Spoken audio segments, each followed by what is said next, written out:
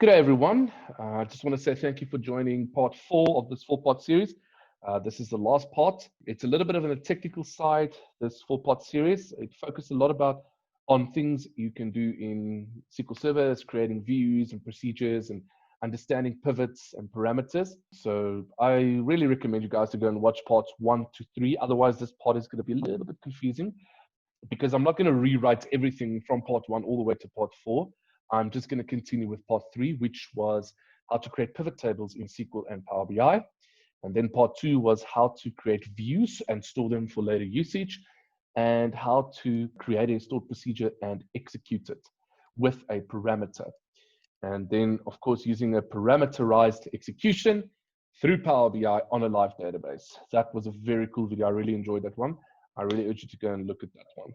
And then part 1 was how to create a SQL query from a graphical join in Management Studio. So for today, I'm going to do a combination of a view, then I'm going to pivot that view, and then I'm going to place 2 parameters in a procedure, and I'm going to insert that information into a separate table. That's just to show you the capabilities of what a procedure can do. So I'm going to take where I ended off. I'm going to take this result set of the pivot table just to give you an indication how it looks like. I'm just taking the months from the date field, and I'm pivoting it over there. What I'm going to do now is I'm going to create a new pivot table, a new procedure. I'm going to say create procedure, and I'm going to call it client tracking.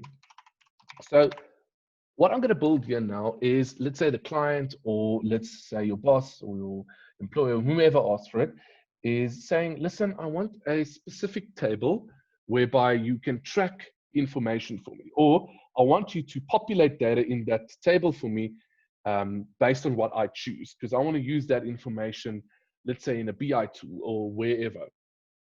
So we're going to say client tracking. Now we have to create our parameters. So I'm going to say client code, and it's a varchar, which means it's a variable character of up to 12 characters.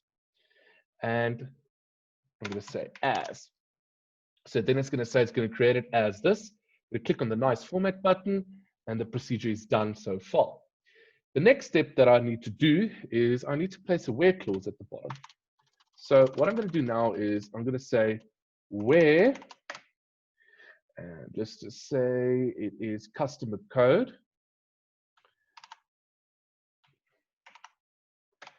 equals at client code. So that's where my first parameter is going to be placed.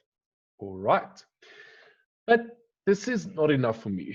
I also want to see a salesperson. So I want to see the client code, and I want to also define which salesperson sold to that client. I want to see all the sales for Jason for ABC Studios as an example. So that would mean we're going to have to bring in another parameter. And we're going to call this parameter, it's at salesperson ID. And this is going to be an integer. Because the salesperson ID is just 2 numbers. There's no words, there's no letters, it's just a number. So rather define it as an integer. But where am I going to place it in my where clause? This is where I'm going to have to build a little bit of fat. I always use that term, but I just need to place it in here. So I need to make sure it is joined in. That's very important. It is already joined there. And I need to make sure it's in my select statement. It has to be there. Otherwise, it won't know against what the parameter must filter on. So I'm just going to go to the bottom, and I'm going to say, and salesperson ID, but we need to pull it from the correct one. There it is, equals at salesperson ID. And we're going to say format, and there's my 2 parameters. But now I want the result set to run into a table. So take this information, Francois, and place it into a different table for me that I want to analyze on myself.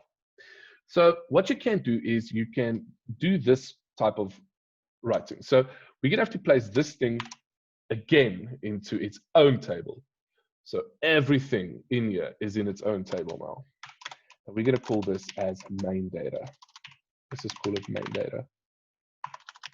Okay, apologies. There we go. As main data. All right. And now it's just giving incorrect syntax because I need to tell it what to do. So I'm going to say select all of the information into a column called client, or let's just say client sales tracking. Okay, from this. So if I execute it there, I'm literally saying select everything from this whole thing here into that same one table. So why would I want it in a different table? Hence the question. It can be many reasons based on the requirement. If they didn't want to have a salesperson, they want to just track a certain client, I can run it. Or if I didn't want a parameter, I can just remove it and it will just keep populating information into that table. Now, if I execute this, it's going to say completed successfully. And now when I want to execute the procedure,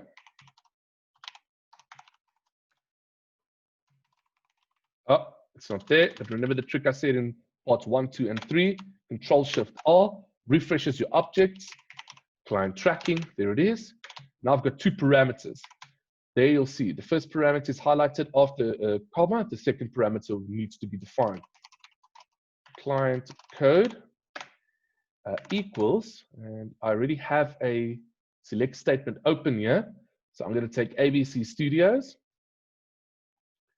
and I'm going to paste it and I'm going to say comma. Then comes the next one. At salesperson ID equals, and I'm going to say that ID is equal to, so there's the table that holds it, is 31. We wanted to check for Jason Mendenhall. I'm going to say copy, and I'm going to paste it. Because it's an integer, I don't need to put it in quotes. Because whenever SQL sees that anything in single quotes is text values. But if it's a number, you don't need it. And now I'm going to execute it. But wait, where's my result set? It's literally just showing me one row affected. So what I'm going to have to do now is I'm going to go to my tables. Okay. Now this is where it gets cool. So now I just gave it a business rule or procedure to do it. Once you've got the information, I'm telling you, insert it into this table for me. So let's go look for it. I'm going to go to tables. I'm going to go A, B, C, client sales tracking. This is perhaps refresh here. There it is, client sales tracking. Okay, I could have used the search function, but I just wanted to show you how I could find it. Now I can say select all, top 1000, and there, voila. Because I parameterized it and it stored it, it told me that Jason Mendenhall had, in the year 2014, lost a sale in August for 518 for ABC Studios. That's it. So this information has been stored and it can be used to a further procedure that you'd want to place. Perhaps you want to take this result and mail it to someone and say, there's the information for this one. But now another thing could be is I don't want it to show just one row affected. I want it to show me the results in. So instead of just doing that, I can literally just remove this. What I'm going to do is I'm just going to comment it out. Okay. And I'm going to take this out and I'm going to comment it out. So now when I want to run it this, I can't say create. I have to say alter now. Remember, if you want to make changes, you alter. And then everything should be fine. There's no red brackets. And I can say execute. Now, when I execute the exact same procedure, it's going to give me a result set. Okay. But now it gives me the result set. Now I can do it further steps. Perhaps I want to say, take this and match it against another table, or take this and match it against Jason's brother's sales, and so on. So there's many ways you can start working with your data, manipulating your data, and so on. And it's just to show you in this video as what is capable. I didn't go too in depth in writing the code or everything because it was already written in videos 1, 2, and 3. Just go have a look at them and then you can see. But the purpose of this video is just to show you how you can add another parameter and how you can utilize it and how you can use it. And you can maybe just say, I want all this information into a table. As another example, what you could do is you could say, take that table, as I said earlier, and then mail it to someone. And then, or you can say, keep track of this table.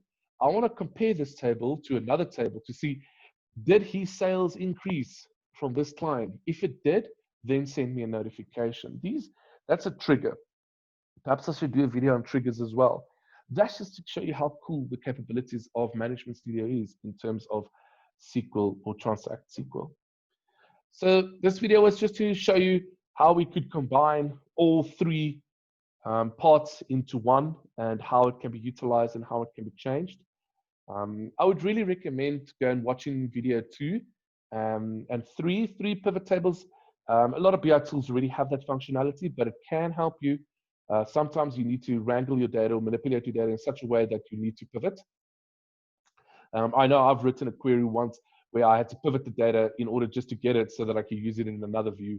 I just want to say thank you very much for joining this video, and please follow us on all the social media platforms. We are literally everywhere, and I would really, especially on YouTube, we do have a lot of content, and we are releasing content almost every week now, and especially content like this, very informative content where we demonstrate and explain some cool stuff that we do at About IT and how we work with data. And also go watch our previous videos, especially videos I've used or made regarding Power BI and how to build some great financial reporting as well. Once again, thank you very much.